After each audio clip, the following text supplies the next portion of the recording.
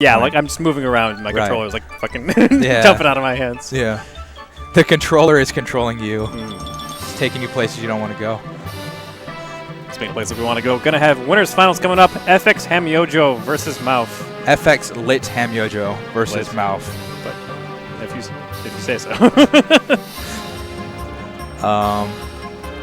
Unfortunately for hamyojo, he can't use the lit tag because he is a Sheik. Right. He did use it for his Yoshi match, I think. Yes.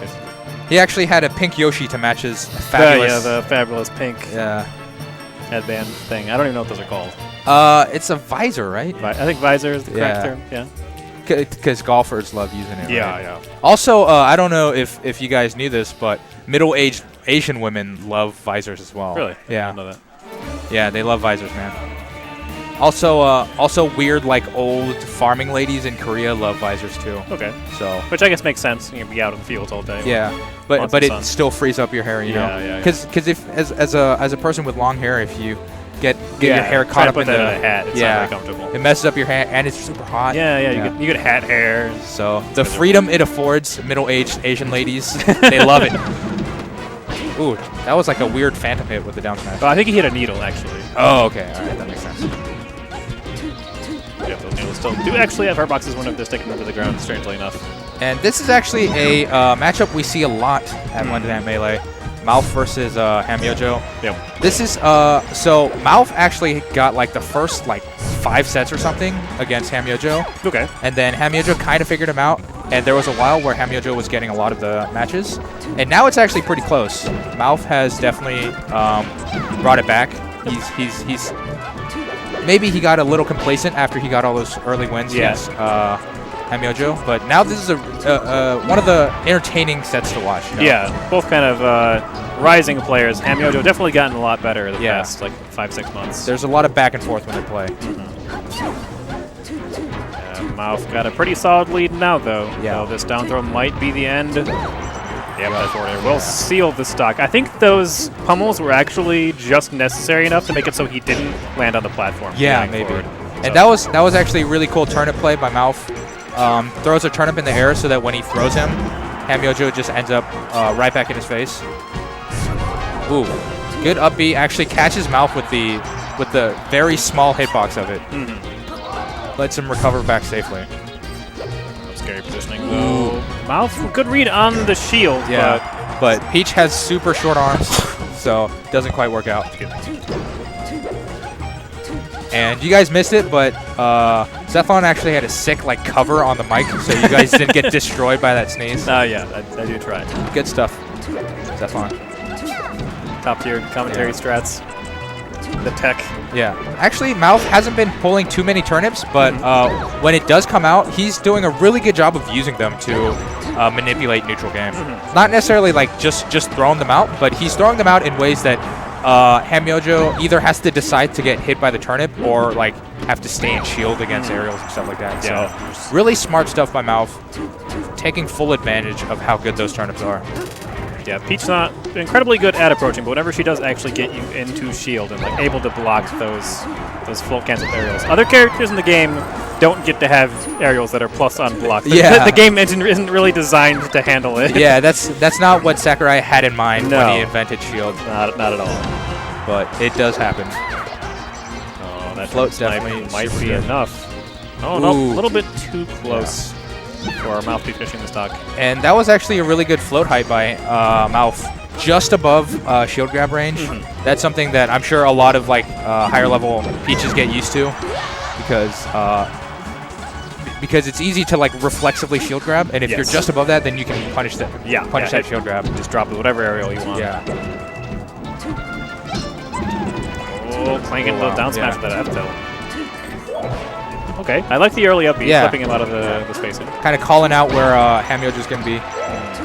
Oh, going to be bad positioning here, though. Going to be a free back air. Yeah, weak back air, though. Oh, very nice one off slap, though. That will be enough to seal the stock.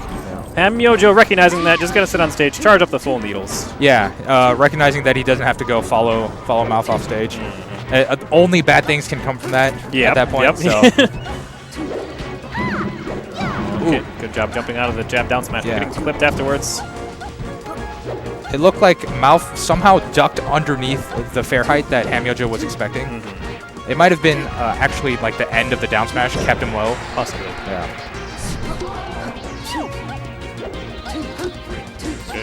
hamyojo trying to set up that safe offense from on top of platforms. Yeah. Battlefield, she can control the center of the stage from needles. So, oh, wow. Gets the reverse slap. That's huge. Yeah, that's going to be big. Yeah, that's all he needs. Wow, super close game. Yeah. hamyojo coming playing from a deficit almost the entire game. Yeah. Does manage to bring it back, though, in the end. Yeah. Gets a couple good like edge guards, and then just at the end gets a really clutch reverse fair. Yeah. That I think that really like determined the game. That was the critical moment. Because it was super close up until that moment. And then Mouf was just the tiniest bit too low to recover back onto stage. So he ends up the saddest death, you know, the slow float. Yeah, whenever you're in that float, you can see your opponent on the ledge, like, oh, there's actually nothing I can do. I just have to wait. It's going to take like 10 seconds to resolve this, but we both know it's already checkmate. Yeah. And hamyojo falls into the classic trap of like forward air into crouch cancel down smash. Needs to be careful to watch for that. Absolutely. The freest of punishes. Good call out there by Mouf. Just nairs exactly where he knows that hamyojo is going. Yeah, that's something we've been seeing Mouf do a lot all day, actually. Using full hop nairs, like whenever he's got his opponents cornered, you know, oftentimes Fox is like, oh, I'm going to slip away up to these platforms. You can't catch me. And then Mouf's Peach is just already there waiting with the nair. Oh yeah, that's good stuff. Very good lockdown on his opponent's space. Yeah. And I mean, it is pretty safe, even if they don't actually end up there. You can just float away. Yeah. You can just recede after you throw out that nair. Yep. Yeah, I got to give up some positioning, but not not whiffing smashes or something like that. Yeah. Ooh, bad call on the dash attack. Gonna get a little bit of damage here. Okay. That was actually really smart by Mouf. Just lets himself get hit and ends up on the platform, so he doesn't have to face like a super long combo. Yeah. Which definitely could have happened there. Oh no. Getting sniped out of the double jump. Yeah. Yeah, there are a lot of situations like that where, you know, like, you're pretty sure your opponent's going to be able to combo you, but you're not 100% sure. And you could try and double jump out, but if you do double jump out and get caught by something, then you're, you know, left without your double jump. Yeah, then you're in a really bad spot. You're in a really terrible spot. Because not only is your recovery smaller, but your options for landing are much, much smaller. And a lot of times you get caught by some pretty terrible strings if that happens. Nice turn up throw. Hamlin still holding on to that jump, though. That, really important to hold on to that double jump. You definitely don't want to double jump and then get hit by a turnip. Oh, no. So hamyojo just gets hit by the turnip and then ends up super low beneath the stage, knowing that he'll be safe from turnips and stuff like that. Now, speaking of safe, the long spacing of the back air to get around the crouch cancel down smash. Gonna still catch those ones, but managed to rack up some damage first. Bad positioning from Mouf. And we're seeing hamyojo call out Mouf's aerial movements with his tilts, because they're obviously super big hitboxes and they go up into the air. So we're seeing both players kind of forcing their opponent to adapt. You know, they're saying you can't just use the same old moves, or else I will punish you with a really strong combo, which actually both characters have here. Sheik and Peach obviously have super strong combo games on each other. Yep. Yeah, really big damage output. Hamlin gonna be looking for some way to finish this off. He tried for the jab forward air earlier, but Mouf did DI out of it. Yeah.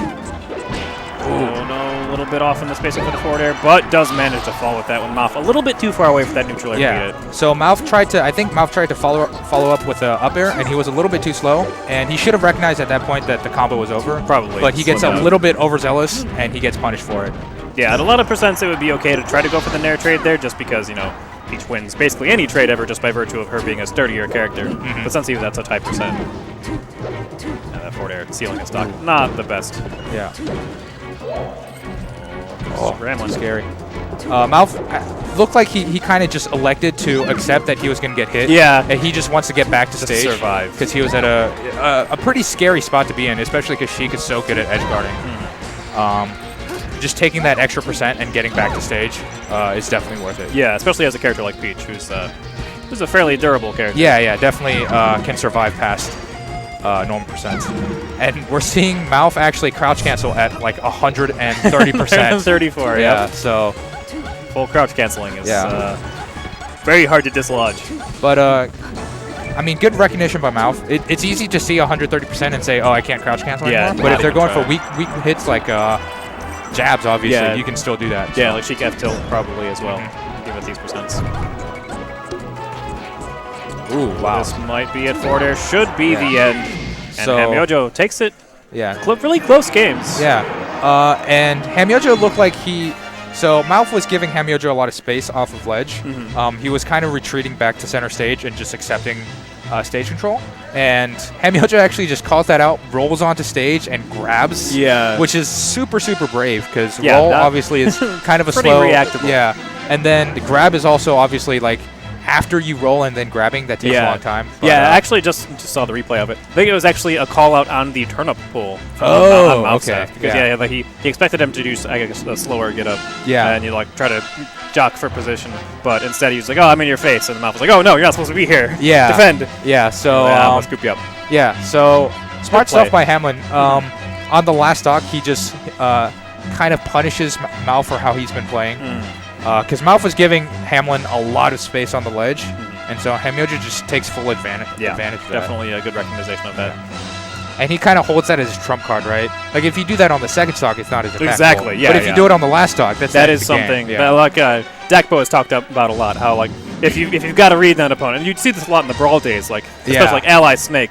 Like, he would like playing against Falco players, like, they'd be recovering, and, you know, they get up from the ledge and just side B straight onto the stage, and he'd be like, okay, I'll let you hit me with it. Yeah. And then I'll let you hit me with it again. It's like, oh, now we're on last stock. And you're at kill percent. And you side B again. And, well, I know you're going to do that because you've done it like 10 times. I've let you do it. And now you're dead. Yeah, it's all